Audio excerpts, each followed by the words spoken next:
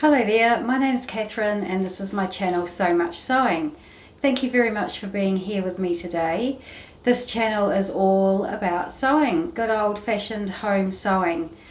I'm no great expert, I'm no great technical sewist, but I've been sewing for a number of years, and this channel is just all about my sewing adventures, my fitting adventures, patterns, fabrics, and all that good sewing content. So if that sounds like something you're interested in, please hit the subscribe button, please do the old thumbs up, and hit the notification bell so that you will know when I produce a new video.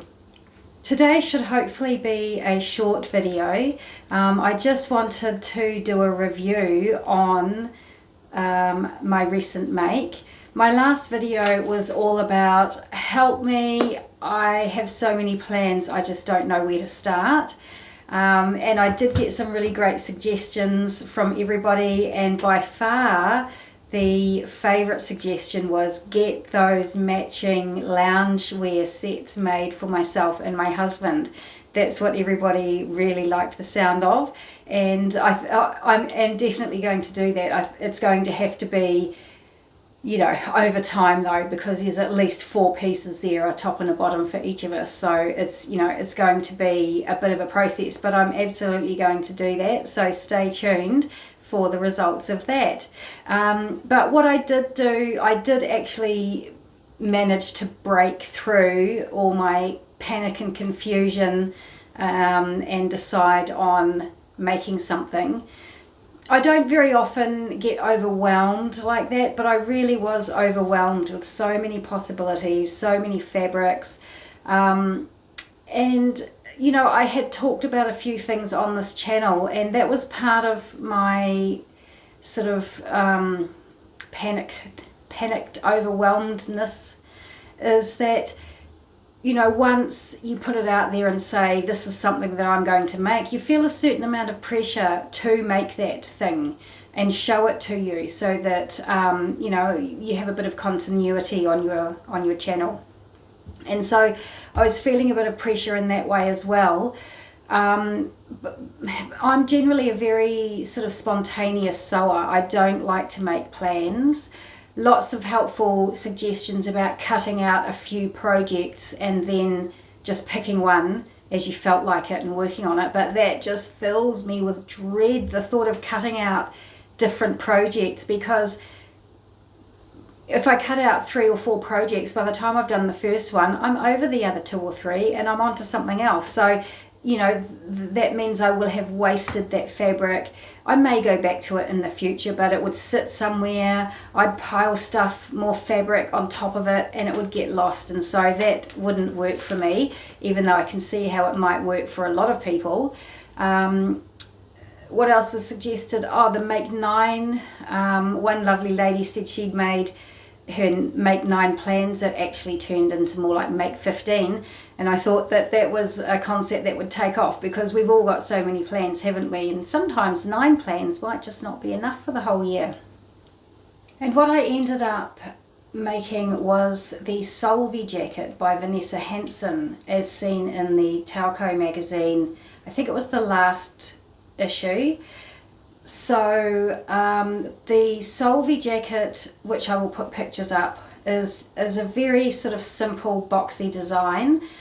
You have options of making it out of boiled wool, so therefore you have raw edges and no need to finish your seams. Or you could make it out of a lighter fabric, you know, a linen or something would be gorgeous, where there are facings that you can use to finish off your edges. I chose to use a boiled wool. I used a beautiful cranberry colour that I purchased, gosh, it would be a couple or 3 years ago. It's actually thinner, I thought, than it would be, the fabric. I sort of always imagined boiled wool, the boiled wools I've had experience with have been quite thick, but this is quite a fine wool. Lovely cranberry colour. So I did make the jacket out of this. let me just give you a few stats. So the size I cut was a size 4. The way they do it is they give you a body chart, a body measurements chart, and say use your body measurements to choose the size you're going to make, but add 18 to 23 centimeters. I'd better put down here what that is in inches. So my bust is 107 centimeters. So I was kind of between sizes. The bust for a size 4 is 106 centimeters, and the bust for a size 5 is 114 centimeters. So the size 5 seemed too large for me because I didn't want it too oversized. I'm trying to sort of slim down my silhouettes, not trying to wear oversized things, you know, because they might swamp me. I'm quite short, and so I'm trying to sort of get rid of habits of a lifetime where I would buy oversized clothing, or I would make oversized clothing because I was larger and I wanted to disguise things out here, my things. But I don't need to do that anymore because I've lost the weight, and so I am trying to sort of, you know, get my proportions right. So I didn't want anything that was too oversized. So I went for the size 4, which tells me it has a finished bust measurement of 121.5 centimeters. And because my bust is 107, I thought that was much better than going for 133.5 finished bust measurement. That just would be too swampy. Because it's a boxy fit, I wasn't, you know, worried about waist and what have you, but incidentally, the finished hip measurement on a size 4, where the finished bust measurement on a size 4 is 121.5, the finished hip measurement is 135. For a size 5, the finished bust measurement is 133.5, and the finished hip measurement for a size 5 is 147. So I guess that gives you an idea on how the fit is. So I decided that the size 4 would be the way I should go. So that's what I did. I cut the pattern piece to a size 4, and then I freaked out. I thought that's going to be too small. I don't want to, you know, don't want to cut it too small and, you know, freak out. So I actually added a centimetre. You cut the back on the fold, and I added a centimetre to the centre fold. So I ended up cutting, you know, an extra 2 centimetres into the back of the jacket. Went about my merry way, carried on with making the jacket. Sorry, I keep looking down because I've got great notes because I am so organised today. Carried on making the jacket, and the instructions were pretty easy to follow for the most part. You know, nice and simple construction. The only head scratchy bit is that the sleeve is a two-piece sleeve, 2-part sleeve. So you have the upper sleeve, and then you have a lower sleeve here. And so there are notches on the pattern, but there's nothing on the pattern to say match this bit with this bit. So it took me a bit to sort of get my head around it. The instructions did say make sure you sew the right bit to the right bit, but it didn't really help you figure out which was the right bit. But I got there in the end, and I did sew the right bit to the right bit, so that was good. There's no, as I said before, seam finishes because I made the boiled wool. So you just sewed the seam and then finger pressed the seam open and top stitched down either side of the seam line, which I thought was a really nice touch. There's an example on the back. The only trouble is my thread is such a good match you can hardly see the detail, so that's a little bit of a shame, but can you see? Yeah, so I think that's a really nice detail, and all the seams are finished that way, including the bust dart, which freaked me out, I can tell you. I have never top stitched a dart before, and I just thought it had disaster written all over it, but it actually was very good. That's the bust dart there, Looks very nice. It's actually upside down, but you get the idea. This is the lapel. It's just, you press it lightly so that it sits open, and all the raw edges, as I say, raw edges everywhere, and dog and cat fur everywhere. It's the joys of having so many pets. One thing I would say about sewing the seam, not doing any hems or seam finishes, the thing I would say is be very careful, you know, back stitching at the start of the seam and at the end of the seam. And I thought I was really good at that, but apparently I wasn't, because there was one seam that started unraveling and I had to go in, because I'd already stitched down on either side of the seam. I'd already top stitched down, so I had to go in and hand sew just the end of that, just to sew it back together again. Like I say, I thought I'd been really careful with my back stitching at the start and end of a seam, but apparently not. So in the end, I made the jacket up, and I just thought it was very large on the shoulders, and so I ended up actually taking back out that extra that I put in the centre back seam. I just found the centre back of the jacket, ran a seam. It was actually slightly larger than I put in 1 centimetre on the fold. I actually ran a seam at about 1.25 centimetres, so I took out a little bit more than I had put in the first place, and then I just snipped that away, you know, snipped that open, finger pressed the seam, and did the top stitching as before. And I think that is a much better fit on me. The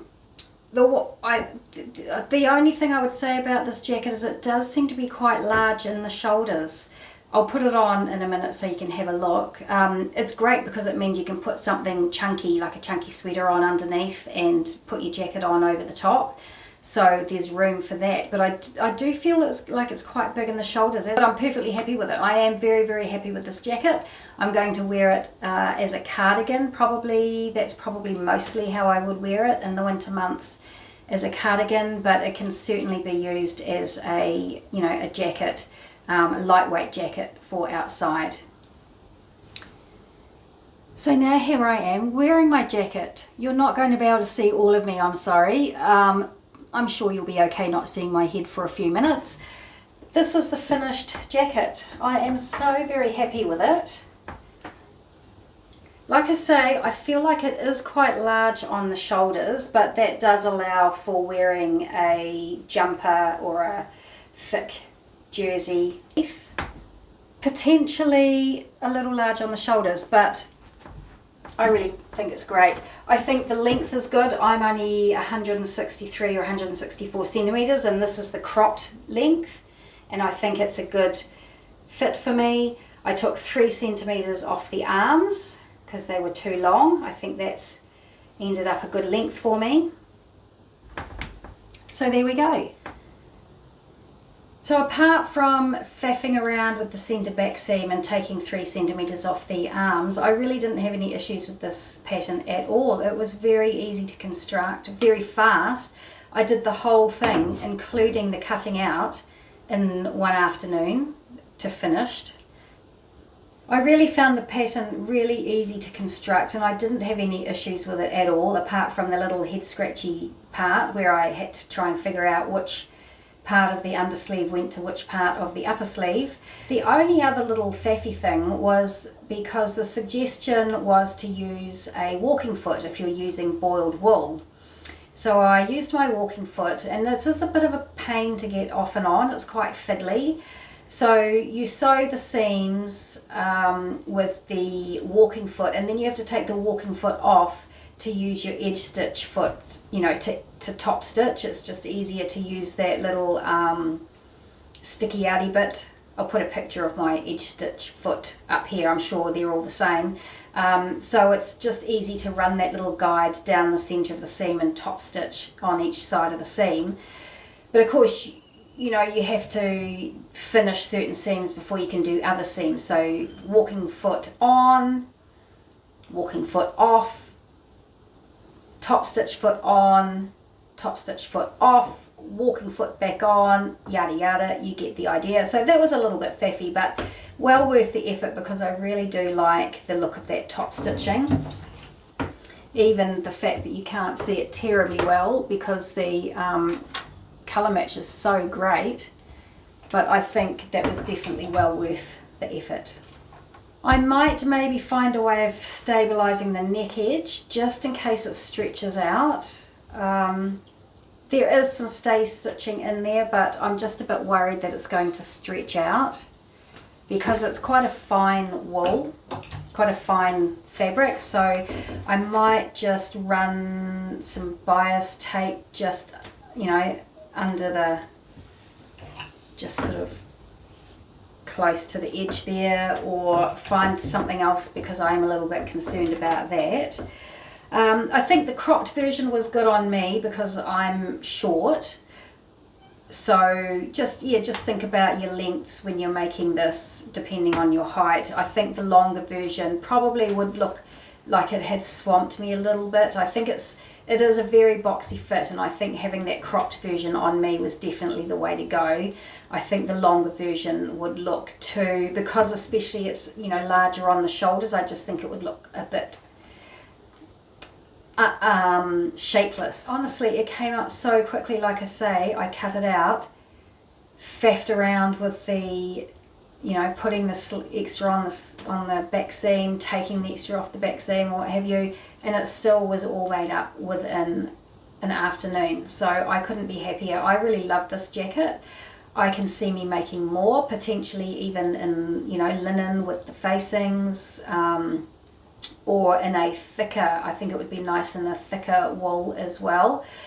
But definitely a great pattern, super easy, you know, beginner friendly, I think.